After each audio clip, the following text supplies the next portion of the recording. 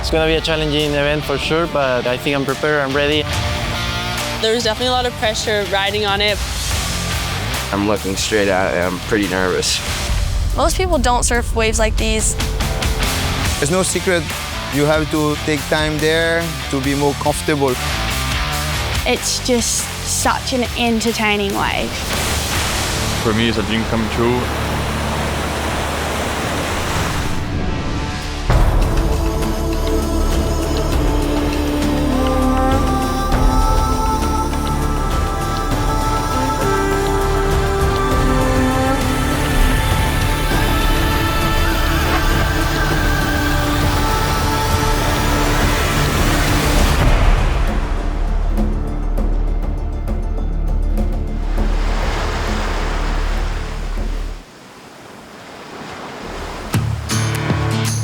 The next stop in the qualification process is the 2023 PanAm Games in Chile. Well, welcome everybody to Pichilemo, precisely in Punta de Lobos, which is the venue for the 2023 PanAm Games. With only one spot per gender for the highest ranked athlete, winning is the only option.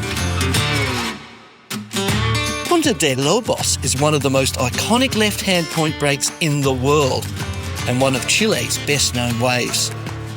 The massive swell during the PanAm Games put the athletes' skills to the test.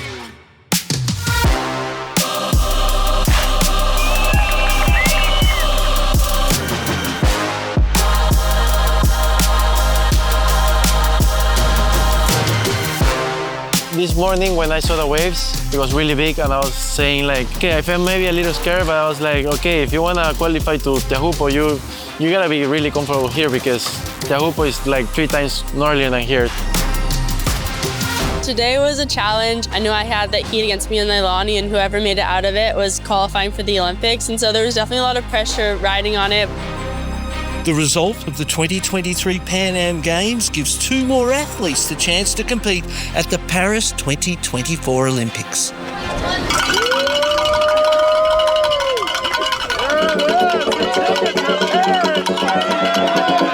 It's a dream come true for me. It feels unreal, and I'm just feeling really grateful for my family, my friends, all my supporters. It feels amazing to be returning to the Olympic Games, especially because it's in Tahiti, in Teahupo'o, one of the best waves in the world. It's a big barrel. It's scary too, for sure. And the best way to train for that, I think, is to go to Tahiti and keep training there. Tier 7 for qualification, on the other hand, awards 1 spot per gender for universality places. These places are intended to increase the diversity of participating nations in the Olympic Games. Countries that have had less than 8 athletes in the Olympics in all its history. But then there's also quality checks to make sure you can surf these waves. Based on their country's historical representation, as well as their proven surfing abilities, El Salvador's Brian Perez and Nicaragua's Candelario Rosano both earn their chance to compete in the Olympic Games. For me, it's a dream come true, and I am super grateful for it. Really, this happened for a reason, and for me, like, can't believe it. It's like unreal. I had to prove that I have potential to get better for the Olympics in order to be chosen by universality. I think I definitely showed them how much I care about this.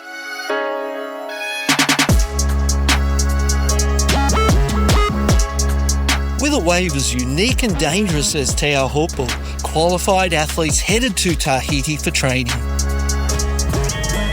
We're at ISA training camp and we've been scoring waves non-stop, and it's as big as it gets today, and I'm looking straight at it. I'm pretty nervous. The ISA recognizes what critical wave this is.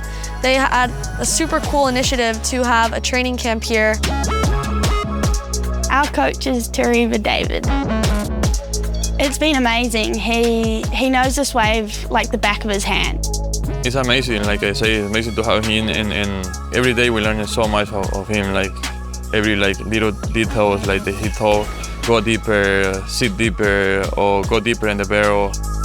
You really have to anticipate, because it's go like this and then go like this. If you're too on the top, pull back early. Don't wait the last second to pull back. テレバすごい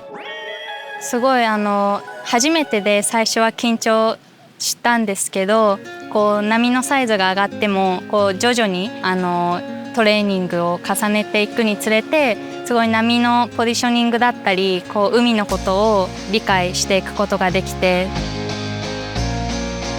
Good job, Shino! Good, eh? Now you're used to the drop. Even my friend was like, oh, the drop so steep. I'm like, she's getting used to it. So it's good. Congratulations. So proud of you. Good job this morning.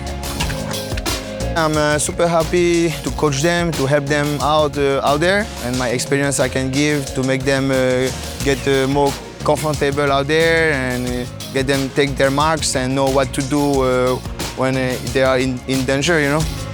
My first session, first day, a little set came through and a guy that was paddling for a wave and he let go of his board at the top. We were all at the peak, and so when I came up from my duck dive, the board flew back and broke my nose, fractured my cheekbone. Definitely super grateful for Arsene. He's the best. He was there in 2 seconds to pick me up and he knew exactly what was going on, and I was able to make it onto the boat safe. It was, I think, day 3 for me. I mean, I took off on one and it was a bit of a heavy one. And I just completely, cooked the takeoff.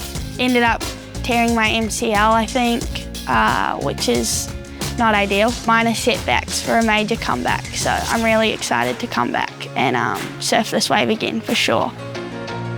I'm super grateful for the opportunity. Thank you, ISA. Thank you, everybody that's involved with it. This has just been my dream since I started surfing, you know.